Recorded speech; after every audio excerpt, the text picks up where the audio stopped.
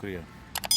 السلام علیکم. شرائع دستور سے میں ہوں عبدالقیوم صدیقی اور آپ ہیں AQS کے ساتھ. اسلام آباد میں آج شدید گرمی تھی اور حبس تھا اور ہمارے چہروں سے آپ کو پتہ لگ رہا ہوگا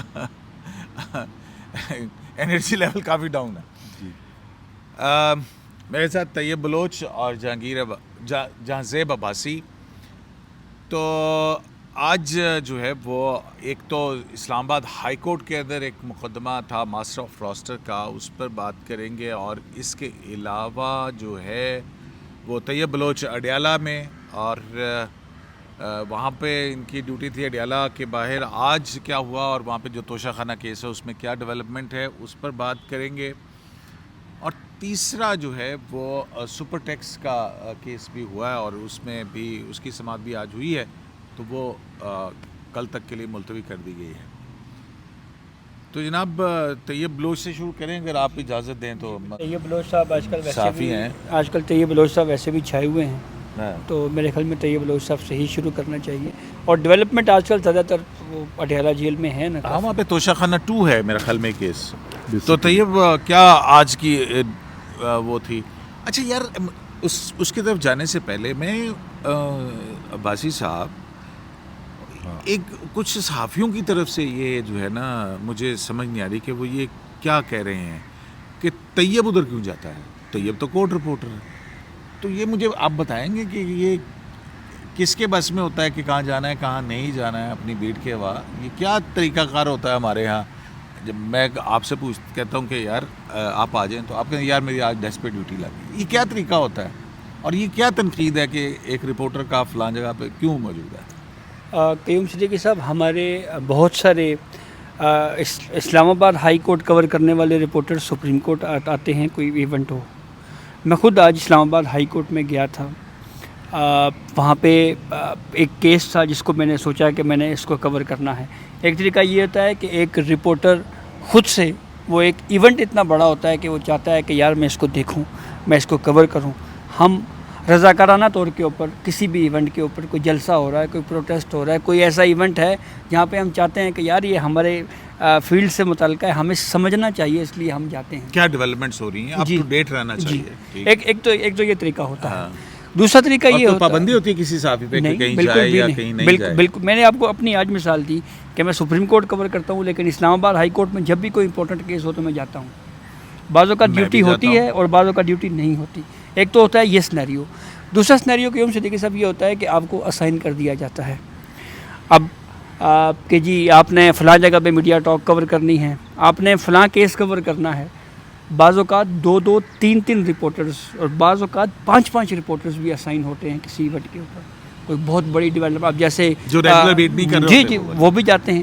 اب جیسے آئینی ترمیم پیش ہو رہی تھی تو ہمارا پورا آفس ڈیوٹی وہاں پہ لگی ہوئی تھی. بالکل صحیح. ٹھیک ہے. اسی طرح سے یہ ایونٹ بیس ہوتی ہے, تو جب آپ کو ڈیوٹی اسائن کر دی جاتی ہے کہ جناب آپ نے وہاں جانا ہے, تو پھر تو ہمیں جانا پڑتا ہے. اب ہم اس پہ انکار نہیں کر سکتے. ان دی لائن آف ڈیوٹی.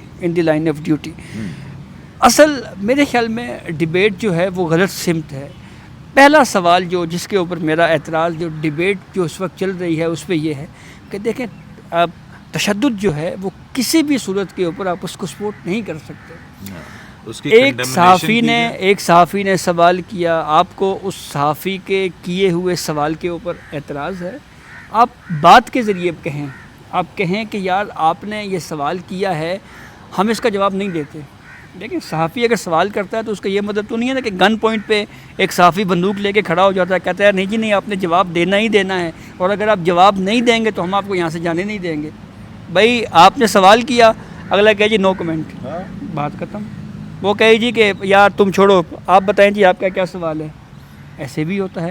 لیکن اس سوال کی بنیاد کے اوپر جب کسی کو ٹارچر کیا جاتا ہے تو پھر ہم اس طرح کی جو وجوہات گھڑتے ہیں, تو میرے خیال میں ہم اس تشدد کو ایک طرح سے وجہ بیان جسٹیفائی کر رہے ہیں, اس کو ایک بنیاد دے رہے ہیں, کو فاشزم کو جسٹیفائی کر رہے ہوتے ہیں, جی, جو کہ کسی طرح سے بھی نہیں ہے. دیکھیے صاحب, آپ بھی مطلب مجھے یاد ہے آپ ایک دفعہ تنقید ہوئی کہ آپ پریس کلب میں کیوں آ گئے, صحافی ہے. اچھا اب یہ تو چلیں کوئی سوشل میڈیا پہ جو اس طرح کے سوالات اٹھا رہے ہیں نا, مین اسٹریم میڈیا پہ تو کوئی نہیں کہہ رہا کہ بالکل طیب بلوچ کورٹ.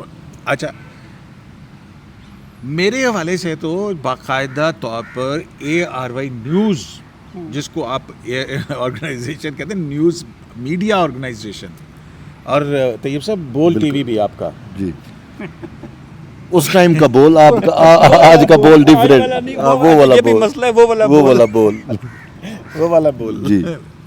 اچھا چلیں، اب جو ہے لیکن ٹی وی بول ہی تھا. اب انتظامی تبدیلی ہو گئی ہے، اب وہ کسی اور کی اونرشپ میں چلا گیا. بالکل. لیکن ابھی بھی دیکھنا ہے کہ ایکچولی ہے کس کے پاس، کس سے خریدا گیا تھا. بہت ساری چیزیں ہیں، ٹھیک ہے، بہت سارے سوالات ہیں. تو جہانزیب عباسی صاحب، آپ کو یاد ہے عمران خان کو چھوڑ کے جو پہلی MN خاتون MN تھی گلالئی، انہوں نے کہا تھا کہ وہ پریس کانفرنس کرنے جا رہی ہیں، عائشہ گلالئی. ٹھیک ہے، وہ ان کو پارٹی سے بھی نکال دیا گیا تھا، وہ الیکشن کمیشن میں بھی پیش ہوتی تھی. ان کی آنے جانے کی جو ویڈیوز ہوتی تھی، اس کو انتہائی گندے انداز کے اندر جو ہے وہ پروجیکٹ کرنا، اس کو وہ کرنا، ہیوملیشن. اب پھر وہ انہوں نے پریس کانفرنس کرنی تھی، کہاں کرنی تھی بھلا پتہ ہے آپ کو؟ پریس کلب میں. اور وہاں پہ میرا خیال ہے کہ پتہ نہیں کھچا کھچ پریس کلب آلریڈی وہ ہوتا ہے وہاں پہ، ہاں صحافیوں کا کلب، اور ایک بہت بڑا ایونٹ تھا جی. تو اب ARY نے، میں بھی وہاں پہ موجود تھا، تو ARY کہتے ہیں کہ کورٹ رپورٹر قیوم صدیقی کا گلالئی کی پریس کانفرنس میں کیا کام؟ پریس کلب میں کیا؟ یہ مین سٹریم میڈیا کہہ رہا ہے. مطلب ہے کہ ایک پریس کانفرنس میں ایک رپورٹر کا پریس کلب کے اندر کیا کام؟ مطلب ہے کہ آپ اندازہ کریں تو یہ چیزیں ٹیگنگ کر کے، اور ایک عام آدمی کے ذہن میں کنفیوژن پھیلائی جاتی ہے. تو وہ بھائی، ہم صحافیوں کی مختلف اوقات میں مختلف جگہ لگتی ہیں. اب حامد میر صاحب تو پروگرام کرتے ہیں، حامد میر صاحب فلڈ میں کیا کر رہے ہیں جا کے؟ کہیں نا جی فلڈ تو پھر وہ کسی ماحولیات والے کی بیٹ ہے. اور بھی بہت سارے صحافی جو اور کام کرتے ہیں. میں نے فلڈ جو ہیں وہ کور کیے ہوئے ہیں، میں نے پتہ نہیں کتنی چیزیں جو ہیں جا کے کور کی ہیں. لیکن بنیادی طور پہ میں سپریم کورٹ آف پاکستان کور کرتا ہوں، میں ہائی کورٹ بھی جاتا ہوں، میں لوور کورٹس بھی جاتا ہوں. اور اس کے علاوہ پولیٹیکل پریس کانفرنسز ہوتی ہیں، آپ وہاں پہ بھی جاتے ہیں. تو یہ تو تنقید جو اس طرح کی ہے نا، میرا خیال ہے کہ بیس لیس ہے، صرف ایشو کو ڈائیورٹ کرنے کے لیے اور عام لوگوں میں شکوک و شبہات پیدا کرنے کے لیے. بالکل. اب طیب کی جو ہے وہ اس کی وہ جو سوشل میڈیا پہ پکچر ہے وہ اٹھا کے اور اس کے اوپر پتہ نہیں کیا کچھ لکھ کے کہ جی مجھ سے اس نے کرایا جی، مطلب جس کا سر پاؤں ہی کوئی نہیں. تو طیب صاحب آج کیا ہوا اڈیالہ میں؟ سر آج جو ہے وہ اڈیالہ میں تو توشہ خانہ 2 کی سماعت تھی. جو شاہ رخ ارجمن صاحب ہیں وہ اس کی سماعت کر رہی ہیں، اور سماعت آلموسٹ کنکلیوڈ ہونے کو ہے. گواہوں کے بیانات جو ہیں وہ قلم بند کیے جا رہے ہیں. آج بھی جو ہے وہ گواہوں کے بیانات ہوئے. آلموسٹ اس میں 13 گواہوں کے بیانات جو ہے وہ قلم بند ہو چکے ہیں. 11 پہ جرح بھی جو ہے وہ ہو چکی ہے. تو سماعت مجھے جو ہے وہ کنکلیوڈ ہوتی ہوئی نظر آ رہی ہے کہ اس کے اندر باقی جو ہے وہ آپ کو پتہ ہے جو چیزیں تھیں، گھڑیاں اور یہ وہ اس کا الزام ہے، تو اس حوالے سے جو متعلقہ لوگ تھے انہی کے ہی بیانات. یہ اس سے متعلق ہے نا کہ جو انہوں نے اپنے ٹیکس ریٹرنز کے اندر داخل نہیں کی تو اس کی بنیاد کے اوپر جو ہے وہ ڈسکوالیفیکیشن اور وہ بھی ہے. یہ توشہ خانہ میں بہت سارے اب میں کافی عرصے سے میں نے اس کو سچی اپنی کمی سر اس میں وہ بلغاری جو سیٹ تھا، گھڑی والا وہ جو فروخت کی انہوں نے، وہ باقی چیزیں وہ پورا وہ چیزیں تھیں، گھڑیاں تھیں، کوئی جیولری سیٹ، قیمتی پین، خانہ کعبہ کی بلی گھڑی. اچھا یہ سارے معاملات ہیں. تو یہ وہ میٹر ہے. تو اس میں آلموسٹ کنکلیوڈ جو ہے وہ ہو چکا ہے. کراس ایگزامینیشن جو ہے وہ ہو رہی ہے. ابھی اس میں دونوں چیزیں چل رہی ہیں. بیان بھی قلم بند ہو رہی ہیں اور ساتھ ساتھ کراس ایگزامینیشن جو ہے وہ بھی چل رہی ہے. ہوتی ہے اپنا اس نے اپنا بیان یعنی کہ 13 کے اگر بیان قلم بند ہو گئے ہیں تو 11 کے جو کراس ایگزامینیشن بھی ہو چکی ہے. تو یہ معاملہ ہے. اس کے بعد پھر 342 کا آرگومنٹس، وہ سٹیٹمنٹ اور پھر کنکلوڈنگ آرگومنٹس ہوتے ہیں اور پھر وہ اس میں ڈیسیژن ہوتا ہے. میرے خیال میں یہ وہی کیس ہے.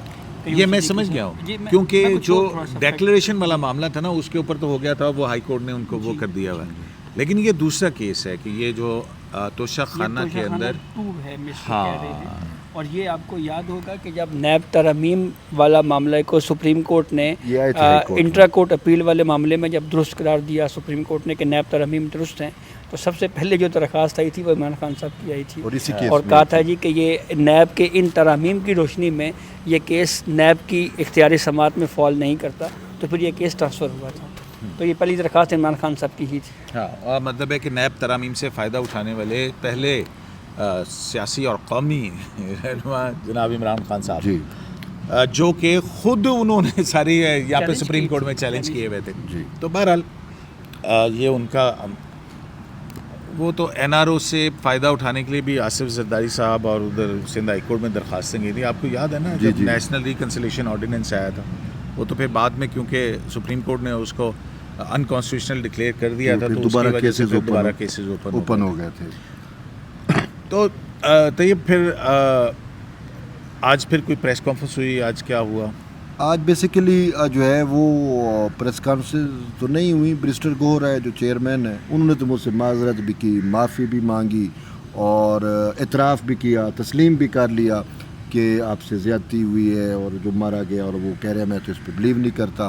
ساتھ انہوں نے جو ہے یہ بھی کہا کہ ہم ود ان اپنی پارٹی بطور پی ٹی آئی ایک پارٹی جو ہے اس میں بھی ہم ایکشن لے رہے ہیں، جو ذمہ دار ہیں ان کا تعین کر کے ان کو بھی شوکاز نوٹس یا جو پارٹی کا نئی کارروائی پنجوتا ہوتا کے ہے. حوالے سے کچھ تو یہ- اسپیسیفکلی کہا انہوں نے؟ نعیم بجوتا کے حوالے سے میں نے تو کہا وہ تو بھی انوالو میں آپ کی وہ جو ہے علیمہ سات نورین، ٹھیک ہے نا.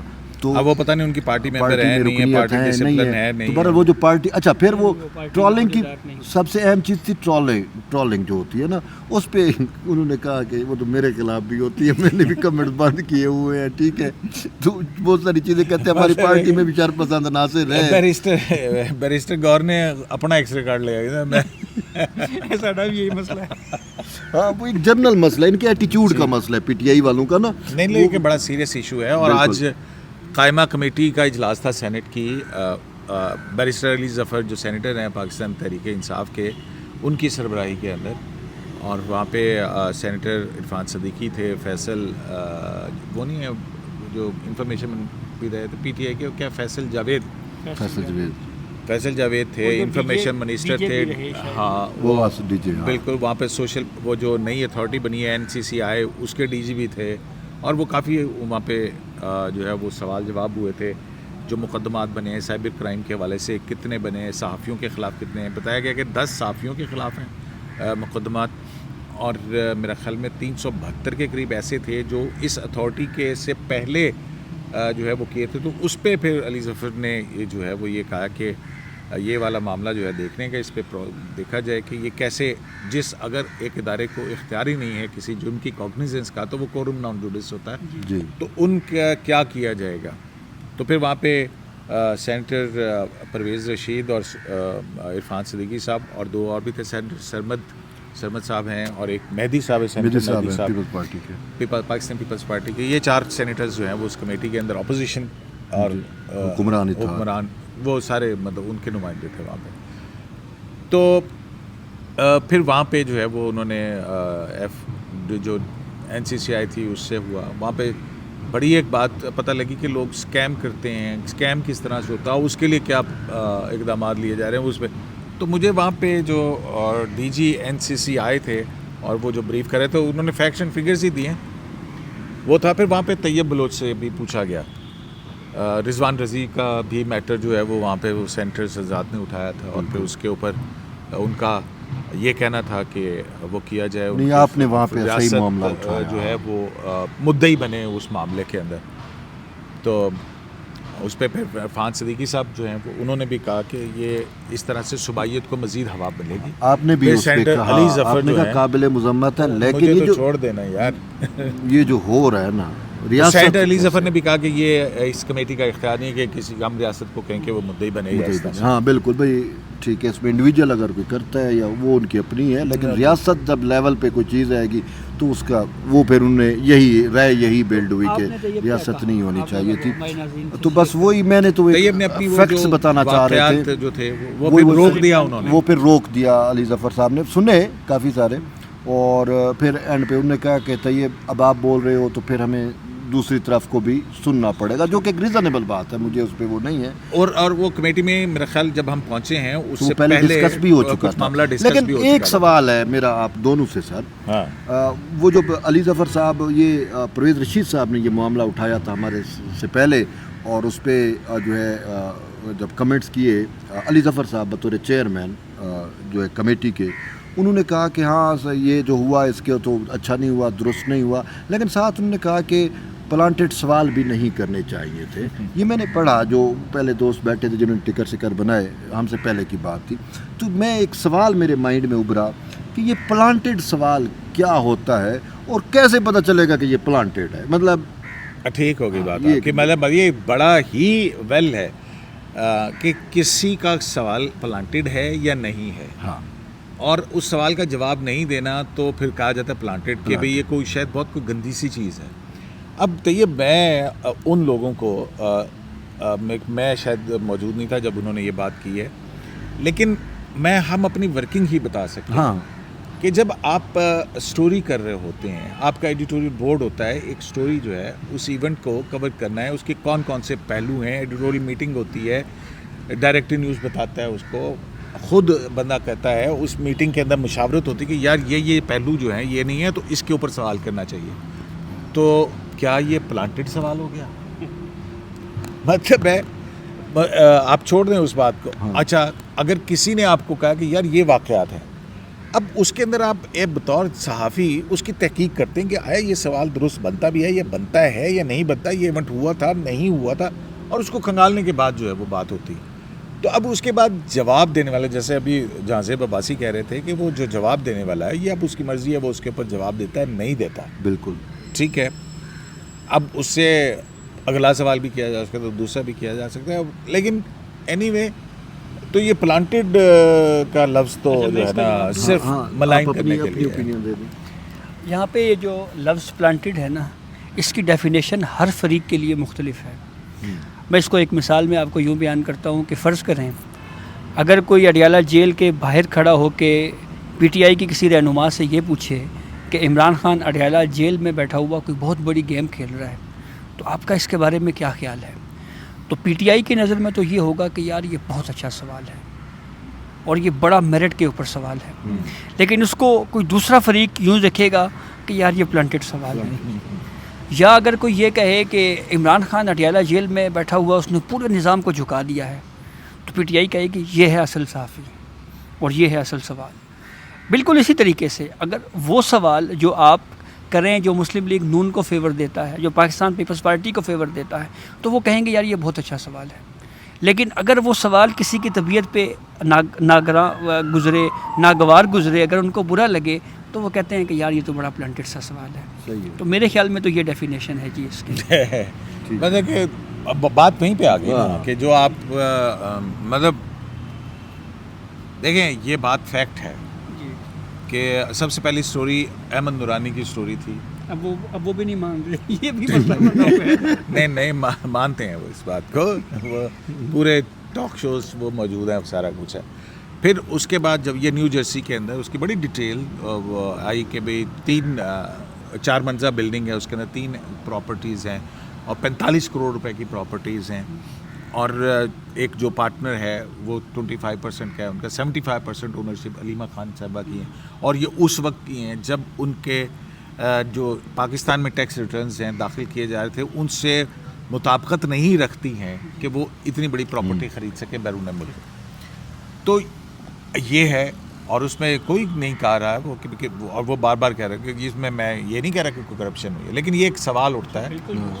और वैसे भी बैरून मुल्क तो उसके बाद फिर ये भी हुआ ना कि आपको याद है वो सुप्रीम कोर्ट ऑफ पाकिस्तान तक आई ना बात। ये सारे फैक्ट्स हैं कि साकिब निसार साहब जो हैं उनकी और किया था, मैंने पिछली दफ़ा भी बताया था, SMC 2 ऑफ 2018, ठीक है, वो उसका केस का नंबर है, सुमोटो केस बैरून मुल्क जायदादों, और वो ऑर्डर भी पढ़ के सुनाया था जिसमें कहा गया था कि जो जायदादें हैं जो इनलैंड रेवेन्यू ने उनको टैक्स नोटिस भेजा था कि आप 2,96,16,500 के करीब रकम जमा कराएं और अपनी अपील दाखिल करें। अब उसका तरीक़ाकार ये है कि वो अपील जब करवा दी हैं तो फिर आप अपील के अंदर कर सकते हैं, अगर आपके हक़ के अंदर फैसला हो गया रकम आपको वापस मिल जाएगी।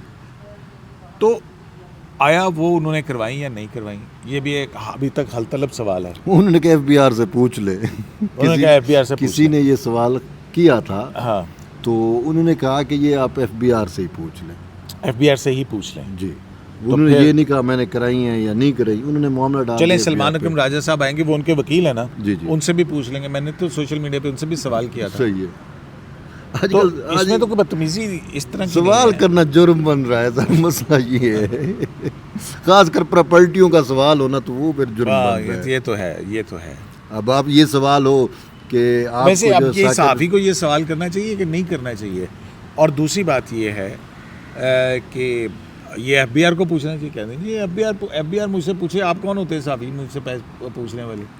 تو یہ بھی ایک بات ہے. ہاں. اب لیکن کیونکہ یہ فیکٹس دیکھیں, ٹیکس کے معاملات بڑے کانفیڈینشیل معاملات ہوتے ہیں, بالکل. اس لیے آپ کی اس تک رسائی نہیں ہو نہیں ہوتی. اچھا, جب یہ بات ہوتی ہے تو آرگومنٹ یہ آتا ہے کہ وہ کوئی سیاست تھوڑی کر رہے ہیں, وہ تو عام شہری ہیں, نہیں.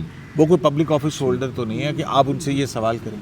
دیکھیے سر, پبلک آفس ہولڈر نہیں ہے, سب کچھ نہیں ہے, لیکن ڈیلی وہ آتی ہیں, میڈیا ٹاک کرتی ہے. یہ تو عام سی بات ہے. جب آپ میڈیا پہ ٹاک کر رہے ہو, صحافیوں سے کو اپنا بیان یا جو بھی آپ کا ہے وہ دے رہے ہو, تو پھر صحافیوں کو بھی تو ہے نا رائٹ ہے. جب آپ ڈائس پہ ہو, میڈیا ڈائس پہ ہو, مائک آپ کے پاس سامنے لگے ہوئے ہیں, تو پھر آپ نہیں روک سکتے. کانفرنس کا مطلب ہی to invite question.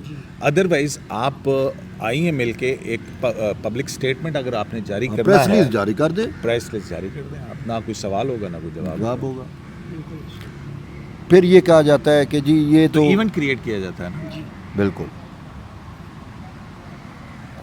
Event create, اور پھر اس کے بعد ظاہر بات ہے جب آپ کوئی بات کریں گی, آپ میڈیا کو بتائیں گی کہ یہ ہوا, تو پھر اس سے متعلقہ بھی سوال ہو سکتا ہے, اس کے علاوہ غیر متعلقہ بھی سوال.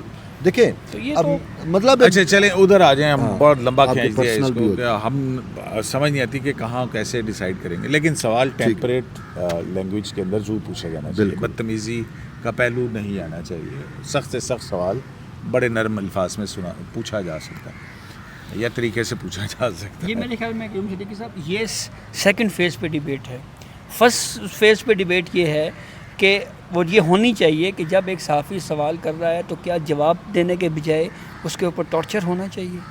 نہیں, پہلی بات ہو بالکل پہلی سٹیج یہ ہے. سمپل آزادی نہیں, اظہار. اس کو کوئی بھی جسٹیفائی مطلب ہے تو نہیں کر سکتا. تو اچھا کیا ہوا یہ ماسٹر آف دی روسٹر والی جو ججمنٹ تھی ہائی کورٹ, سوری وہ مقدمہ ہائی کورٹ نے سننا تھا, کیا ہوا اس کے اندر پیش رفت؟ وہ صدیقی صاحب وہ ایک بڑا مشہور شعر ہے نا جی, کہ وہ تھا کہ اڑیں گے پرزے اور تماشا دیکھنے ہم گئے, کہ اس طرح سے وہ. تو یہ ہے ویسے خاصا امپورٹنٹ میٹر اس لیے تھا کہ جسٹس سردار اعجاز اسحاق صاحب کے بینچ نے عافیہ صدیقی کیس میں پرائم منسٹر شہباز شریف, وفاقی کابینہ کو نوٹسز جاری کر دیے تھے, اور وہ معاملہ جو ان کے سامنے اس وقت فکس نہیں تھا. تو اس کے بعد پھر یہ ہوا کہ ایک رجسٹرار اسلام آباد ہائی کورٹ کا جو آفس ہے اس کی طرف سے ایک نوٹیفیکیشن جاری ہوا, اور یہ کہا جی کہ یہ بینچ یہ کیس آپ سے منتقل کر کے جسٹس انعام امین مناز صاحب کو ٹرانسفر کر دیا گیا. تو جہاں پہ یہ بات بھی درست ہے کہ جسٹس اعجاز اسحاق صاحب نے کیس کو جس انداز میں لے کے گئے وہ اس انداز میں لے کے جانے کا جو عمل ہے وہ درست نہیں تھا. وہیں پہ ایک انتظامی آرڈر کے ذریعے ایک جوڈیشل آرڈر کو نہ تبدیل کیا جا سکتا ہے, نہ اس کے متبادل ہو سکتا ہے. بہرحال تو جسٹس انعام امین مناز صاحب نے یہ کہا کہ اس معاملے میں ایک سوال بڑا اہم ہے, اور وہ یہ ہے جی کہ ماسٹر آف دی روسٹر کون ہوگا. انہوں نے ایک تو یہ مثال دی کہ میرا اپنا بھی یہ ویو ہے کہ ماسٹر آف دی روسٹر جو ہے وہ چیف جسٹس ہی ہیں, جبکہ سردار اعجاز اسحاق صاحب کا یہ ویو ہے کہ master of the roster chief justice نہیں ہیں. جسٹس منیف صاحب کا انہوں نے حوالہ دیا کہ وہ بھی فیصلہ ہے. تو کیوں نہ ہم اس معاملے کو بڑے بینچ کے لیے چیف جسٹس اسلام آباد ہائی کورٹ کو معاملہ بھجوا دیں. چیف جسٹس اسلام آباد ہائی کورٹ کو بھجوایا گیا. انہوں نے جسٹس ارباب محمد طاہر پر مشتمل 4 رکنی بینچ تشکیل دے دیا.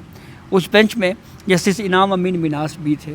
2 بجے کا وقت تھا آج اسلام آباد ہائی کورٹ میں. جسٹس انعام منہاس اور ارباب طاہر صاحب, اور 2 اور کون تھے؟ ارباب محمد طاہر ہیں, پھر اس کے بعد جسٹس خادم حسین سومرو, اور چوتھے جج وہ بھی ایڈیشنل ہی ہیں, اعظم خان صاحب. تو یہ 4 ججز پر مشتمل یہ بینچ تھا. تو آج 2 بجے فکس تھی ہیئرنگ کا وقت. تقریباً 3:10 پر عدالتی ہم بیٹھے رہے 1 گھنٹہ سے زائد وقت تک، تو 3:10 پر عدالتی عملہ آیا اور کہا جی کہ ان 4 ججز میں سے جو 1 جج صاحب ہیں وہ میٹنگ میں ہیں، تو اس لیے اس کیس کو آج کیس نہیں ہوگا، یہ کیس ارجنٹ کیا جا رہا ہے. تو یہ تنقید تاریخ نہیں دی گئی، اوپنلی عملے کی طرف سے نہیں بتایا گیا. لیکن یہ بات بہرحال کہی جا رہی تھی کہ جب جسٹس امین منہاس انعام منہاس صاحب جب خود کہہ بھی چکے ہیں اور ان کا فیصلہ بھی موجود ہے کہ ماسٹر عبد الروف چیف جسٹس اسلام آباد ہائی کورٹ ہی ہیں، تو وہ مائنڈ ڈسکلوز کر چکے ہیں، تو وہ اس بینچ کا حصہ کیوں ہیں؟ تو شاید ایک وجہ، مطلب یہ بھی بات وہاں پہ چل رہی تھی کہ شاید یہ وجہ ہو سکتی ہے جس وجہ سے بینچ ہی نہیں آیا. تو ہو سکتا ہے کہ کمپوزیشن تبدیل کرنے کے حوالے سے بھی کچھ اس طرح کی چیزیں چل رہی تھیں اس پہ. تو یہ بہت تھکاوا لگ رہا ہے. جی سر، اصل میں آپ نے مجھے کہا بلوایا ادھر سے اڈیالہ سے، صبح 9 بجے اڈیالہ گئے تھے، وہاں سے پھر ادھر آ گئے، تو تھکاوٹ تو نہیں ہے. وہ خود ایک اڈیالہ میں ڈیوٹی کیسی ہے؟ مطلب سر سپریم کورٹ میں ٹھنڈے کمرے اور اڈیالہ کے باہر اڈیالہ میں انتہائی سخت ڈیوٹی ہے. وہاں پہ بیٹھنے کی کوئی جگہ نہیں ہے، وہاں پہ موبائل سگنل کام نہیں کرتے، اور وہاں پہ دھوپ باقیوں کی نسبت زیادہ تیز ہوتی ہے، شیلٹر نہیں ہے. اور یہ بھی نہیں ہے کہ آپ یعنی کہ ٹانگوں پہ صبح 9 بجے سے گئے ہیں شام تک آپ کو، یا پھر یہی ہے کہ آپ نے گاڑیوں کی بھی جگہ نہیں ہے، آپ کو دور لگانیاں پڑتی ہیں. آپ نے کہیں گاڑی لگائی ہے اور وہ بھی دھوپ میں ہے، تو پھر آپ اس کے اندر اے سی چلا کے بیٹھے رہیں تو ہی آپ کی بچت ہے، ورنہ کوئی نہیں ہے. وہ پھر صاف وہ اے سی چلا کے گاڑی کی ڈیپریسیشن اور اس کے اوپر اس میں جلنے والا پیٹرول، اس کا خرچہ کون دیتا ہے؟ تو اب کیا کریں سر، گرمی ہے تو ہم تو گرمیوں کے عادی ہیں. بالکل. یہ ایک ورکنگ جو عامل صحافی ہیں ان کے یہ معاملات ہیں جناب. تو کبھی سیلاب میں، کبھی دھوپ میں، کبھی کہیں بہت ہنگامہ، کہیں قدرتی آفت، کہیں جو ہے وہ جلوس، کہیں جلسہ، ان ساری چیزوں کو کور کر کے آپ تک پہنچانا ہوتا ہے. اس میں عامل صحافی کے اپنے اوپر کیا گزرتی ہے وہ اپنی ہی ایک الگ کہانی ہوتی ہے کہ وہ کس طرح سے ان ساری چیزوں کو لے کے چلتا ہے، کیسے برداشت کرتا ہے. وہ کہتے ہیں نا کہ کہانی کے پیچھے کی کہانی جو ہے وہ بہت مختلف ہوتی ہے. اور پھر اس کے بعد سپریم کورٹ میں کیا ہوا؟ سپریم کورٹ میں کچھ نہیں ہوا. سپر ٹیکس والا معاملہ تھا، اس میں وہ کل تک ایڈجرن ہو گیا، اور جو رولز تھے اس پر سرکولیشن، وہ جو جرمانہ وغیرہ اس کا نوٹیفیکیشن جاری ہو گیا جی. تو باقی ابھی اس کے اوپر بڑی ہمارے پاس انفارمیشن ہے، اس پہ کرنا ہے رولز کے معاملے کے اوپر فل کورٹ میٹنگ اور ججوں کے خط کے اوپر کیا کچھ ہوا، تو ٹائم ہی نہیں مل پا رہا کہ ہم اس کو تھورلی دیکھ سکیں. اس میں کچھ انفارمیشن ضروری ہے کہ بہت ساری چیزیں ہیں کہ کس طریقے سے جج صاحب انہیں بیکاٹ کیا، چلے گئے، لیٹر بازی کی، اور پھر وہ صاحب ذرا وہ فیکٹ جو ہے کلیکٹ کر کے تو عوام کو بتانے چاہیے. جی. اور پھر جب سارا کچھ کرتا ہے اس گرمی، دھوپ، بارش، طوفان، آندھی، ہنگامہ، عامل صحافی اپنے کام کے لیے وہاں موجود ہوتا ہے تاکہ آپ تک وہ خبر پہنچا سکے. مار بھی کھا لیتا ہے، اس کے لیے مارے بھی کھاتا ہے، سوال بھی پوچھتا ہے. لیکن یہ ایک ایسا ہے کہ یہ چسکا ہے، یہ ان دی لائن آف ڈیوٹی ہے یہ ساری چیزیں. تو اور پھر اس کے بعد آپ کو کیا پتا کہ تنخواہ کب آئی. شرح دستور سے AQS لائیو سے یا تنخواہ کب آئی یا کب آئی. شرح دستور سے AQS لائیو سے اجازت دی جانے کے بعد